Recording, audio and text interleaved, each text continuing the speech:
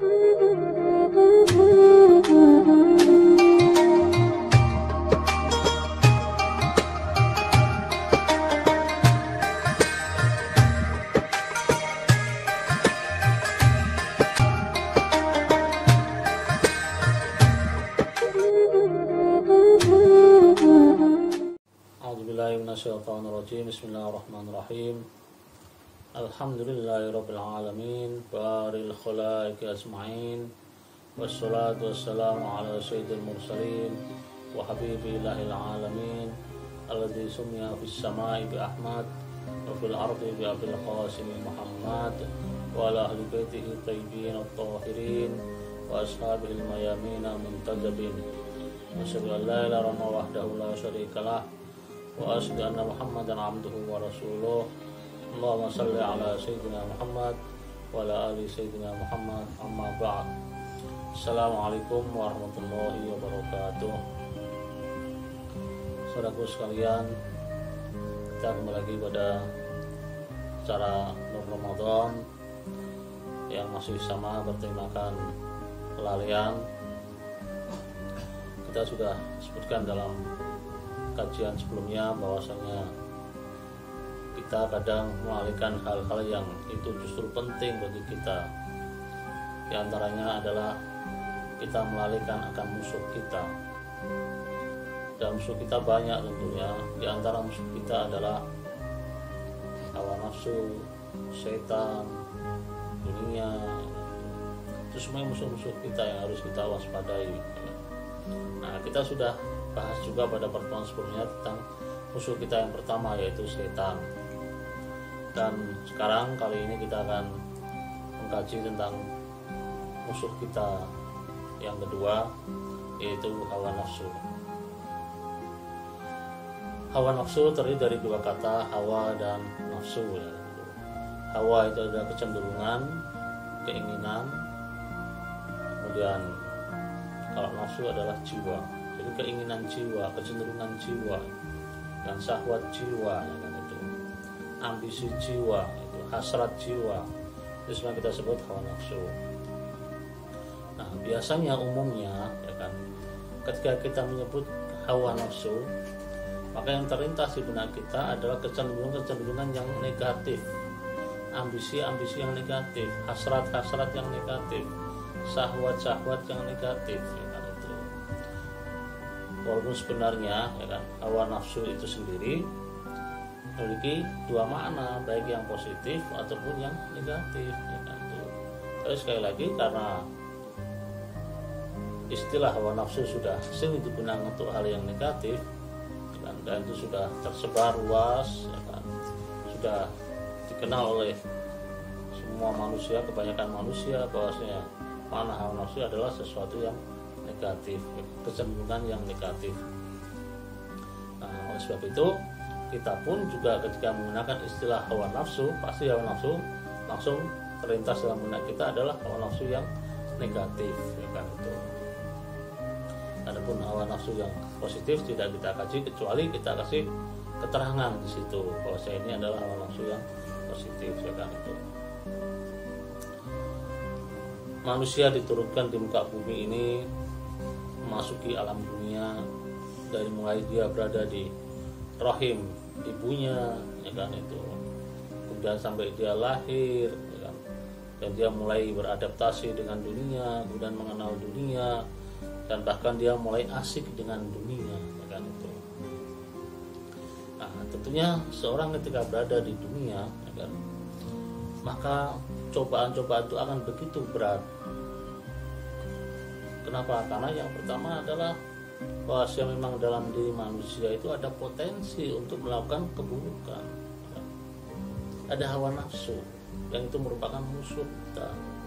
Sekali lagi perlu diingat, setiap kita menggunakan kata hawa nafsu, pasti yang diingini adalah hal yang negatif.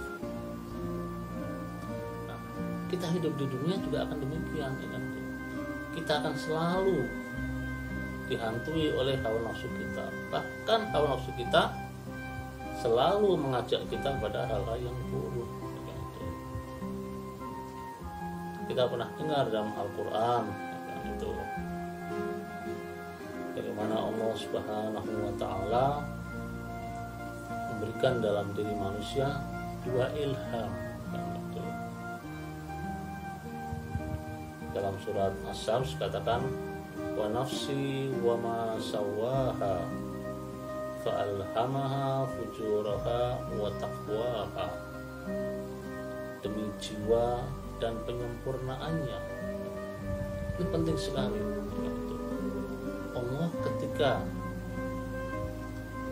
menciptakan jiwa manusia tidak menciptakan begitu saja, tapi disertai dengan penyempurnaannya. Artinya jiwa itu sudah sempurna. Selain di situ jiwa situ ada hawa nafsunya, hawa nafsu yang negatif tentunya, ya kan? Allah juga berikan di sana adalah hawa nafsu yang positif, ya, itu. Dan juga disempurnakan juga dengan akal, ya kan?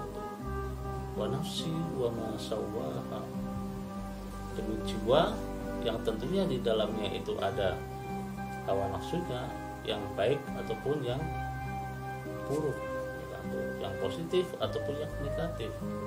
Wa ma sawaha artinya dan penyempurnaannya, artinya disempurnakan, diimbangkan. Di sana Allah juga memberikan bekal pada manusia berupa akal.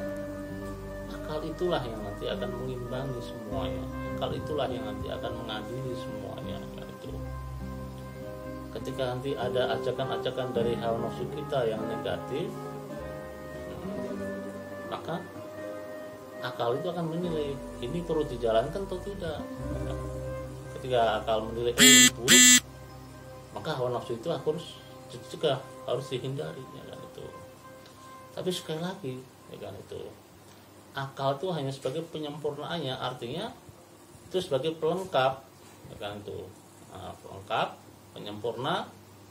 Dan ketika hawa nafsu yang buruk atau yang negatif itu betul-betul bergejolak, bahkan menguasai diri manusia, maka pada saat itu akal pun juga tidak bisa apa-apa. Akal akan terbelenggu, akal akan menjadi budak dari hawa nafsu itu sendiri, dan hawa nafsu akan menjadi rajanya, akan menjadi Tuhannya.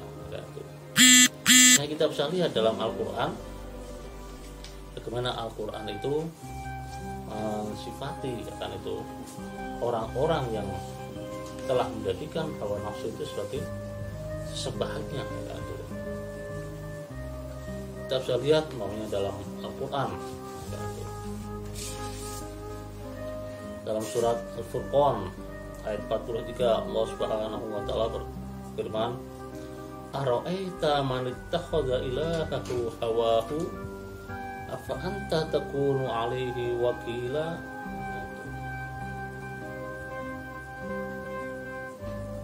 Kita bisa lihat bagaimana Allah sini berfirman, ara'aita, tidakkah kamu melihat, man ittakhadha ilahahu hawahu, maka kamu tidak melihat orang-orang yang telah menjadikan hawa nafsunya sebagai Tuhannya, ilahahu. Afa anta takunu alfi wakil, apakah kamu dapat menjadi pemelihara atasnya? Dalam ayat lain Allah juga berfirman, afara'aita man ittakhadha ilahahu hawahu wa adallahu Allahu ala ilmin wa khatama ala sam'ihi wa qalbihi wa ja'ala basarihi ghisawah faman yahdihi min ba'dillah afala tadhakkarun. Maka pernahkah kamu melihat orang yang menjadikan hawa nafsunya sebagai Tuhannya, dan Allah membiarkannya berdasarkan ilmunya, dan Allah telah mengunci mati pendengarannya dan hatinya, dan meletakkan tutupan atas penglihatannya? Maka siapakah yang akan memberinya petunjuk sesudah Allah membiarkannya dalam kesesatan? Maka mengapa kalian tidak mengambil pelajaran? Ini ada dalam surat Al-Jasiyah ayat 23. Saudaraku sekalian rahimakumullah, kita lihat lihat bagaimana orang-orang yang sudah menjadikan hawa nafsunya sebagai sesembahan, sebagai Tuhannya. Ini sudah luar biasa. Artinya dia sudah tidak bisa lagi mendengar kebenaran, tidak bisa lagi menerima nasihat-nasihat dari siapapun. Kenapa? Karena sudah ditutupi dengan hawa nafsunya. Sebab itu di sana ada cara untuk mengendalikan hawa nafsu. Imam Ghazali dalam kitabnya Minhajul Abidin menjelaskan bahwa ada 3 cara untuk mengendalikan hawa nafsu, dan ini juga pernah disampaikan oleh para ulama tentunya. Yang pertama, mengekang syahwat dan keinginan. Kita harus bisa menahan. Kita harus bisa mencoba untuk bersabar dari maksiat. Kita hindarkan maksiat itu, dan kita bersabar untuk menahan sekuat jiwa kita. Ini menurut Imam Ghazali. Sebab hewan yang tidak bisa dikendalikan akan menjadi jinak dan lemah jika dikurangi keinginan-keinginannya, ambisinya. Kita bisa melatih punya keinginan syahwat atau ambisi, atau hasrat, atau syahwat ingin makan, minum dan lain sebagainya yang berlebihan. Itu semua harus dikurangi. Kita kekang keinginan-keinginan itu semuanya. Kita melatih. Saya ingin itu, ingin ini, ya kan? Kita hindari. Kita tahan keinginan-keinginan itu. Nah, kita mulai melatih dengan hal semacam ini. Nanti lama-kelamaan kita akan terbiasa dengan mengekang keinginan-keinginan kita, mengurangi. Yang kedua adalah kita menambah beban ibadah kita, memperbanyak ibadah kita.